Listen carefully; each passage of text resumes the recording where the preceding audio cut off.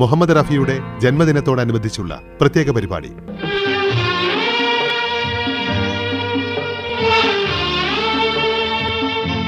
Indian ചലച്ചിത്ര സംഗീത രംഗത്ത് തിളങ്ങി നിന്ന ഒരു നക്ഷത്രമായിരുന്നു റഫി സാബ് എന്ന് എല്ലാവരും സ്നേഹത്തോടെ വിളിക്കുന്ന മുഹമ്മദ് റഫി. അദ്ദേഹത്തിൻ്റെ ജന്മദിനമായ ഇന്ന് എത്ര പറഞ്ഞാലും തീരാത്ത അദ്ദേഹത്തിൻ്റെ ജീവിതയാത്രയിലെ സംഭവങ്ങളിലൂടെയും എത്ര കേട്ടാലും മതിവരാത്ത അദ്ദേഹത്തിൻ്റെ മനോഹരമായ ഗാനങ്ങളിലൂടെയുമുള്ള ഒരു യാത്രയാണ്. കൂടെയുള്ളത് Muhammad Rafi foundation president TPM Hashir Ali. നമസ്കാരം. ഇന്ന് റഫി സാബിൻ്റെ 97ാം ജന്മദിനമാണ്. റഫി സാബ് 1924 ഡിസംബർ 24 കോട്ട്ല സുൽത്താൻ സിംഗ് എന്ന അമൃത്സറിനടുത്തുള്ള ഗ്രാമത്തിലാണ് റഫി സാബ് ജനിച്ചത്. ഞാൻ ആ പ്രദേശത്ത് പോയിട്ടുണ്ട്. വാഗാ ബോർഡറിൽ നിന്ന് ഏകദേശം 64 കിലോമീറ്ററേ ഉള്ളൂ. അവിടെ പഞ്ചാബികൾ റഫി സാബിൻ്റെ ഒരു പ്രതിമ ഉണ്ടാക്കിയിട്ടുണ്ട് കോട്ട്ല സുൽത്താൻ സിംഗ് എന്ന സ്ഥലത്ത്. റഫി സാബിൻ്റെ ജന്മദിനം ലോകമെങ്ങും കൊണ്ടാടാറുണ്ട്.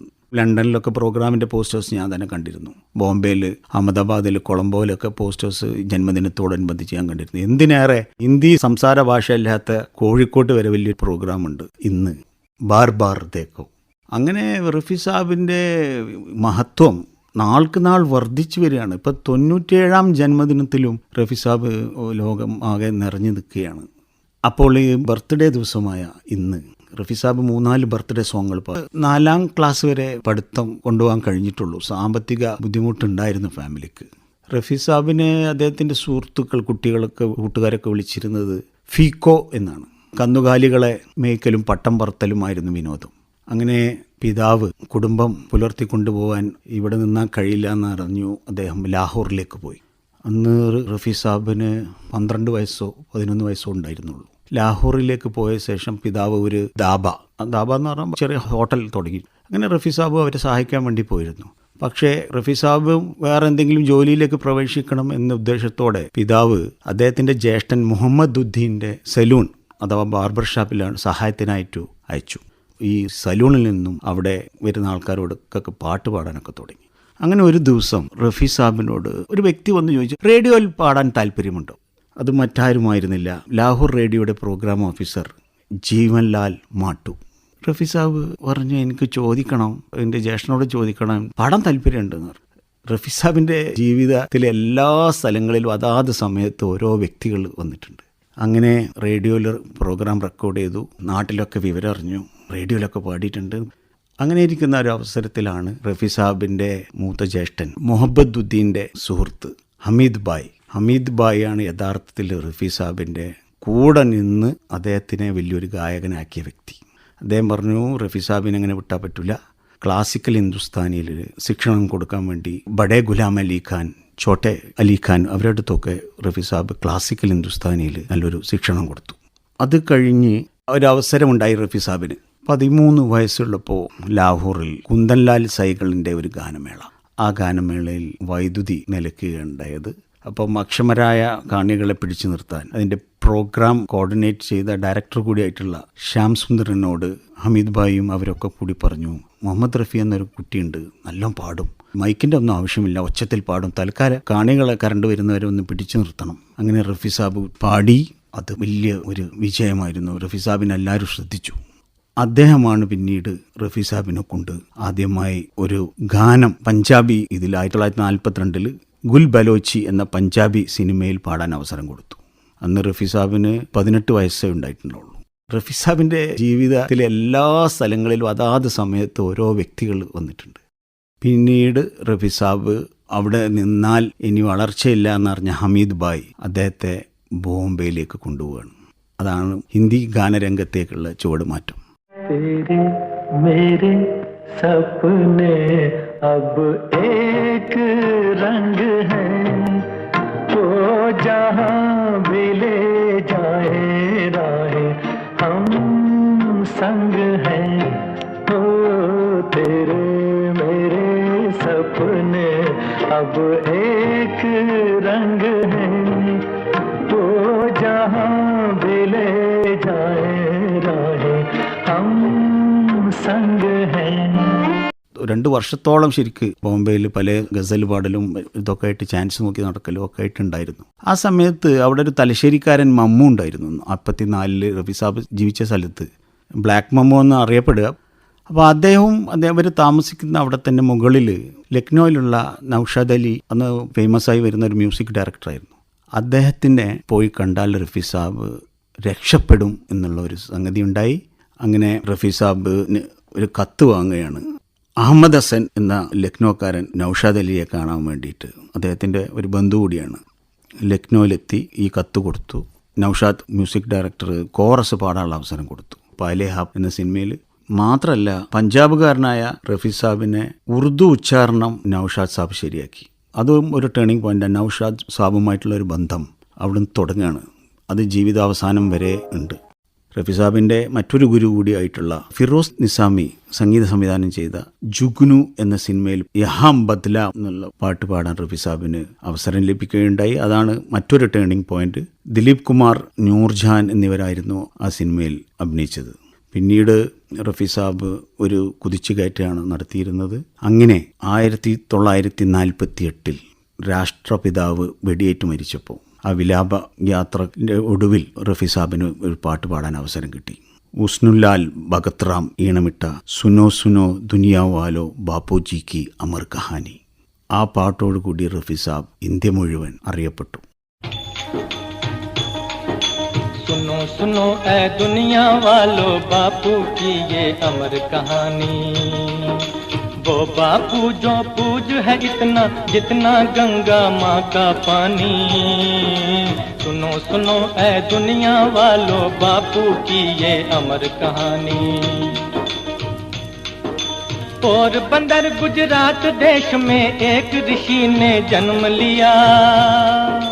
माता पिता ने मोहनदास करमचंद गांधी नाम दिया। बचपन खेल कूद में गुजरा, लंदन जाकर विद्या पाई। बैरिस्टर बन अफ्रीका में जाकर अपनी धाक जमाई। लेकिन जो फानी दुनिया में अमर कहानी आते हैं, वो कब माया मोह में फंसकर अपना समा गंवाते हैं। सुनो सुनो ऐ दुनिया वालों, बापू की ये अमर कहानी। റഫി സാബ് 5 തവണ കേരളത്തിൽ വന്നിട്ടുണ്ട്. 1953 ഏപ്രിൽ കൊച്ചി പട്ടേൽ ടാക്കീസിൽ അദ്ദേഹത്തിന് പാടാൻ ഒരു അവസരമുണ്ടായി. കൊച്ചിയിലെ സിനിമാ നിർമ്മാതാവ് ടി.കെ. പരീക്കുട്ടി, സുലൈമാൻ പൊതുപ്രവർത്തകൻ എന്നിവരുടെ നേതൃത്വത്തിൽ മട്ടാഞ്ചേരി അനാഥ സംരക്ഷണ സമിതിക്ക് വേണ്ടിയിട്ടായിരുന്നു റഫി സാബിൻ്റെ ആദ്യ കേരള സന്ദർശനം. അതൊരു ചാരിറ്റി ആയിട്ടാണ് റഫി സാബ് കണ്ടത്. അതിന് പ്രധാന ചുക്കാൻ പിടിച്ച റഫി സാബിന് 1944 മുതൽ പരിചയമുള്ള ബ്ലാക്ക് മമ്മു. അതിന് പിന്നിൽ അദ്ദേഹത്തിന് പ്രചോദനമായത് എന്താ വെച്ചാൽ, റഫി സാബുമായിട്ടുള്ള ബന്ധം അദ്ദേഹം തലശ്ശേരിയിലൊക്കെ വന്ന് പറയുകയും മറ്റും ചെയ്തപ്പോൾ അദ്ദേഹത്തിൻ്റെ സുഹൃത്തുക്കൾ ഇത് വിശ്വസിച്ചില്ല. അപ്പോൾ അതിന് ഒരു മറുപടി എന്നോണമാണ് റഫി സാബിനെയും കൊണ്ട് അദ്ദേഹം കൊച്ചിയിൽ വരുന്നത്. ആ പരിപാടിയിൽ ഈ ബ്ലാക്ക് മമ്മൂക്ക ഒരു പാട്ടും പാടിയിരുന്നു. പിന്നീട് കൊല്ലത്ത് SNDPയുടെ സിൽവർ ജൂബിലി പരിപാടിയിലും റഫി സാബ് പങ്കെടുത്തു. പിന്നീട് 1957 തിരുവനന്തപുരത്ത്, പിന്നീട് റഫി സാബ് വരുന്നതാണ് തലശ്ശേരിയിൽ. 1966 ആണ് കോഴിക്കോട്ടേക്ക് വരുന്നത്. കോഴിക്കോട് MES മുസ്ലിം എഡ്യൂക്കേഷണൽ സൊസൈറ്റിയുടെ ധനശേഖരണാർത്ഥം റഫി സാബ് ആദ്യമായി കോഴിക്കോട് വന്നു. മംഗലാപുരത്തു നിന്ന് ട്രെയിനിൽ നിന്നാണ് അദ്ദേഹം വന്നത്. കൂടെ തലത് മഹമ്മൂദ് ഒക്കെ ഉണ്ടായിരുന്നു. കോഴിക്കോട് റെയിൽവേ സ്റ്റേഷനിൽ ഇറങ്ങിയപ്പോൾ ഉണ്ടായ സ്വീകരണത്തെക്കുറിച്ച് തലത് മഹമ്മൂദ് ഒരിക്കൽ പറയുകയുണ്ടായി. അന്ന് റഫി സാബിനെ ബോംബെയിൽ നിന്ന് അനുഗമിച്ചത് എൻ്റെ പിതാവിൻ്റെ സഹോദരി ഭർത്താവായ സത്താർ ബായി ആയിരുന്നു. ശരിക്ക് മുഹമ്മദ് റഫി സാബായിട്ടുള്ള അടുത്ത ബന്ധം അദ്ദേഹത്തിൻ്റെ ജ്യേഷ്ഠൻ ബോംബെ അഹമ്മദ് ബായിക്കായിരുന്നു. ഞങ്ങൾ പറയുന്നത് മുഹമ്മദ് റഫി ഫൗണ്ടേഷൻ്റെ സ്ഥാപകനായിരുന്നു അദ്ദേഹം. അപ്പോൾ അദ്ദേഹത്തിന് വരാൻ പറ്റാത്തതുകൊണ്ടാണ് അദ്ദേഹത്തിൻ്റെ അനുജൻ സത്താർ ബായിയെ അദ്ദേഹത്തോടൊപ്പമാണ് വന്നത്. പാല സെൻറ്റ് തോമസ് കോളേജിൻ്റെ 20ാം വാർഷികത്തിനും അദ്ദേഹം 66 വന്നു. പിന്നീട് കോഴിക്കോട്ടേക്ക് വരുന്നത് 1973 ഡിസംബർ 16 ഡോക്ടർ മാറൂഫ് രാജ് ഞങ്ങളൊരു മുൻ പ്രസിഡന്റ് കൂടിയാണ്. അദ്ദേഹം അത് പലപ്പോഴും പറയാറുണ്ട്. ബാംഗ്ലൂരിൽ നിന്ന് റഫി സാബ് കാറിൽ വരികയാണ് ചെയ്തത്. ഇല്ല, മഴ പെയ്തിരുന്നു. 2.5 മണിക്കൂർ നേരം വൈകിട്ടാണ് കോഴിക്കോട് ആ പരിപാടി നടന്നത്. അപ്പോൾ കോഴിക്കോട് പരിപാടികളെല്ലാം റഫി സാബ് ഈ പാട്ട് പാടിയിരുന്നു. 14वीं का चांद हो या आफताब हो, जो भी हो तुम खुदा की कसम लाजवाब हो, चौदहवीं का चांद हो. റഫീസാബും ലതയുമായിട്ടുള്ള ബന്ധം പറയുകയാണെങ്കിൽ അവർ വളരെ അടുത്ത സുഹൃത്തുക്കളായിരുന്നു. ലതയേക്കാളും കുറച്ച് സീനിയർ റഫീസാബായിരുന്നു. പക്ഷേ ലതയുമായി റോയൽറ്റിൻ്റെ വിഷയത്തിലും അതേപോലെ Guinness book of world record അതിൻ്റെ പാട്ടുകളുടെ എണ്ണത്തിലും എല്ലാമായി അവർ തമ്മിൽ ഒരു ചെറിയ ഒരു വിഷയം വന്നു. റഫീസാബ് പറഞ്ഞത് എന്താ വെച്ചാൽ, പാട്ട് പാടിക്കഴിഞ്ഞാൽ ഞങ്ങൾക്ക് അതിൻ്റെ വേതനം കിട്ടുന്നു, പിന്നീട് എന്തിനാ റോയൽറ്റി. പക്ഷേ ലത പറഞ്ഞത് എന്താ വെച്ചാൽ, ഞങ്ങൾ ജീവിതാവസാനങ്ങളിലൊക്കെ ഞങ്ങൾക്കൊരു പെൻഷൻ പോലെ ഞങ്ങൾക്ക് ഈ റോയൽറ്റി ഉണ്ടെങ്കിൽ അത് എല്ലാ പാട്ടുകാർക്കും ഈ മ്യൂസിക് ഇൻഡസ്ട്രിയിലുള്ള ആൾക്കാർക്കൊക്കെ അത് ഗുണകരമാവും എന്ന ഉദ്ദേശത്തിലാണ് ലതാജി പറഞ്ഞത്. പക്ഷേ ഈ വിഷയം കാരണം റഫീസാബും ലതയും തമ്മിൽ ഒരു 3-3.5 വർഷം ഒരുമിച്ച് ഡ്യുവറ്റ് പാടാതെ നിന്നു. പിന്നീട് നർഗീസാണ് ഇവരെ തമ്മിൽ യോജിപ്പിച്ചത്. അത് എസ്.ടി. ബർമൻ്റെ ഒരു രജത ജൂബിലിയുമായി ബന്ധപ്പെട്ട പരിപാടിയിൽ വെച്ച് നർഗീസ് സ്റ്റേജിൽ കയറി അനൗൺസ് ചെയ്തു, റഫിയും ലതയും കൂടി ഒരുമിച്ച് വന്ന് പാട്ട് പാടണമെന്ന്. അതിനുശേഷമാണ് ഇവർ ആ മഞ്ഞുരുക്കിയത്. റഫി സാബിൻ്റെ സ്റ്റേജ് ഷോസ് ഭയങ്കര പോപ്പുലറായിരുന്നു. റഫി സാബിന് ഏറ്റവും ആരാധകർ ഉണ്ടാവാൻ തന്നെ ഒരു കാരണം ഈ സ്റ്റേജ് ഷോസാണെന്ന് പറയപ്പെടുന്നു. കാരണം റഫി സ്റ്റേജിലെത്തുമ്പോൾ റഫി മറ്റൊരു ആളായി മാറും. അദ്ദേഹം വിസിലടിക്കും, ഡ്യുവറ്റ് പാടുന്നവരുമായി പാട്ടിനനുസരിച്ച് ചില ആംഗ്യങ്ങളും അതേപോലെ കൈകൊടുക്കലൊക്കെ ഉണ്ടാക്കി ജനങ്ങളെ ആവേശഭരിതരാക്കും. 1965 അദ്ദേഹത്തിൻ്റെ വിദേശ രാജ്യങ്ങളിലുള്ള പ്രോഗ്രാം സ്റ്റേജ് ഷോസ് തുടങ്ങുന്നത്. വെസ്റ്റ് ഇൻഡീസ്, അതുപോലെ Trinidad, Suriname, Mauritius, Oman, UAE, south Africa, Malaysia, Singapore, Colombo, Holland, Scandinavia, അങ്ങനെ ഒരു 10-22ഓളം രാജ്യങ്ങളിൽ അദ്ദേഹം പരിപാടി നടത്തിയിട്ടുണ്ട്. അതിലേറ്റവും പോപ്പുലർ ലണ്ടൻ പ്രോഗ്രാമായിരുന്നു റഫി സാബിൻ്റെ. ഇന്നും ലണ്ടൻ പ്രോഗ്രാമിൻ്റെ വേർഷൻ തന്നെ വേറെയാണ്. അത് റഫി സാബിന് ഏറ്റവും പേര് കിട്ടിയ ഒരു സംഗതിയായിരുന്നു ലണ്ടൻ പ്രോഗ്രാം. കാരണം ആ സമയത്ത് ഓഡിയോ കാസറ്റ് ഇറങ്ങിയ ഒരു സമയമായിരുന്നു അത്. അതുകൊണ്ട് എല്ലാ വീടുകളിലും കാറുകളിലും ഒക്കെ ഈ ലണ്ടൻ പ്രോഗ്രാം വെക്കുക എന്നുള്ളത് സർവ്വസാധാരണമാണ്. റഫി സാബ് ആകെ 26 ഭാഷകളിൽ പാടിയിട്ടുണ്ട്. 6 വിദേശ ഭാഷകളിലും 19 ഇന്ത്യൻ ഭാഷകളിലും പാടിയിട്ടുണ്ട്. മലയാളത്തിൽ പാടാൻ 2 തവണ ശ്രമം നടന്നിരുന്നു. അദ്ദേഹത്തിന് ഒന്ന് ബാബുരാജും അവരൊക്കെ പോയപ്പോൾ അദ്ദേഹം ഹജ്ജിന് പോകാനുള്ളൊരു തിരക്കിലായിരുന്നു. ആ സമയത്ത് പാടിയില്ല. ശരിക്കും റഫി സാബ് ഒഴിഞ്ഞു മാറിയതാണ്. അതിനൊരു കാരണം പറയുന്നത് റഫി സാബിന് ള ഉച്ചരിക്കാൻ കഴിയുന്നില്ല. അതുകൊണ്ട് മലയാളം അദ്ദേഹത്തിന് വഴങ്ങുന്നില്ല. അതുകൊണ്ട് മലയാളത്തിൽ പാടിയിട്ടില്ല. പക്ഷേ ഹിന്ദി, ഉറുദു, ആസാമി, ഭോജ്പൂരി, ബംഗാളി, ഗുജറാത്തി, കന്നഡ, ഒറിയ, പഞ്ചാബി, രാജസ്ഥാനി, തെലുങ്ക്, അങ്ങനെ 19 ഇന്ത്യൻ ഭാഷയിൽ റഫി സാബ് പാടിയിട്ടുണ്ട്. റഫി സാബ് കിഷോറിന് വേണ്ടി 3 സിനിമയിൽ പാടിയിട്ടുണ്ട്. ആരാധകർ പരസ്പരം പറയുകയായിരുന്നെങ്കിലും റഫി സാബും കിഷോറും തമ്മിൽ നല്ല ബന്ധമായിരുന്നു. ഷരാരത്ത്, രാഗിണി, തൂഫാൻ കെ പ്യാർ കഹൻ എന്ന സിനിമയിൽ, അങ്ങനെ 3 സിനിമയിൽ റഫി സാബ് കിഷോറിന് വേണ്ടി പാടിയിട്ടുണ്ട്. റൂപ്പ് തെരാ മസ്താന, മേരെ സപ്നോ കി റാണി, ഈ 2 പാട്ടുകൾ ആദ്യം റഫി സാബിനെ കൊണ്ട് എസ്.ടി. ബർമൻ ചെയ്യിച്ചതായിരുന്നു. പിന്നീടാണ് അദ്ദേഹത്തിൻ്റെ മകൻ അദ്ദേഹത്തിൻ്റെ മരണശേഷം അത് കിഷോറിനെ കൊണ്ട് പാടിച്ചു. അതാണ് കിഷോർ തരംഗത്തിന് തുടക്കം. ആ സമയങ്ങളിൽ റഫി സാബ് ഏകദേശം ഒരു 7-8 കൊല്ലം, 70 മുതൽ 77 വരെ കിഷോറിൻ്റെ കാലഘട്ടമായിരുന്നു. ആ സമയത്ത് റഫി സാബ് വിദേശ പര്യടനങ്ങൾ അധികം നടത്തിയത്. പിന്നീടാണ് അതേ R.D. ബർമൻ തന്നെയാണ് ക്യാ ഹുവാ തെരാ വാദ കൊടുത്തിട്ട് അത് റെക്കോർഡ് ചെയ്തത്.